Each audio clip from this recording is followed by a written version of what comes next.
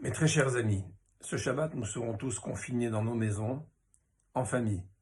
Nous ne pourrons pas sortir ni pour aller à la synagogue, ni pour d'autres occupations. C'est un Shabbat dans lequel nous aurons une occasion unique et merveilleuse de le vivre en communauté dans le monde entier, en observant ce Shabbat. Et je veux ici féliciter et soutenir toutes les organisations et toutes les dames ou les hommes qui veulent faire de ce Shabbat un Shabbat mondial observé par l'ensemble de la communauté.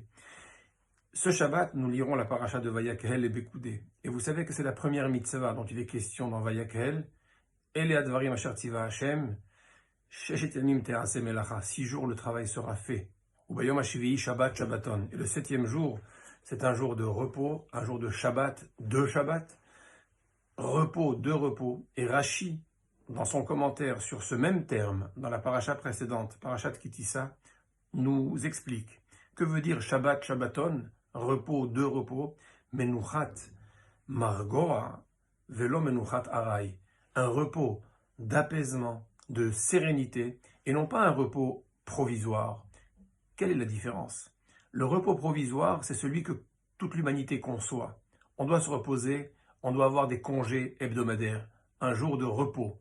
Et le repos est là pour reprendre des forces par rapport à un travail fourni, par rapport à un labeur fourni pendant toute la semaine. Il faut se reposer de l'effort pour reprendre des forces. Ceci n'est qu'un repos provisoire.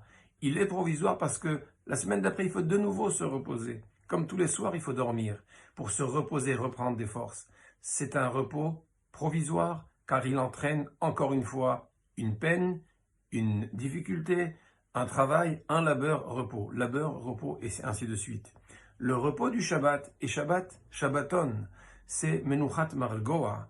Il s'agit ici d'un repos d'apaisement. Qu'est-ce que l'apaisement? L'apaisement est celui qui prend du recul du monde et des choses, et il n'a pas de soucis, il n'a pas de préoccupations autres que sa propre personne. Il est apaisé dans ses aspirations matérielles, spirituelles. Il y a un apaisement entre les aspirations du corps et celles de la neshama, de l'âme. Il y a ici une sérénité atteinte. Ce Shabbat, on pourrait effectivement le réaliser. Et j'entraîne et j'encourage tous ceux qui pourraient participer à ce Shabbat merveilleux. Prier de la maison, étudier à la maison, étudier avec ses enfants. Faire de ce Shabbat un jour où on se retourne vers soi-même pour apaiser ses aspirations. Oui, la Neshama, notre âme, a des besoins. Elle a des besoins spirituels.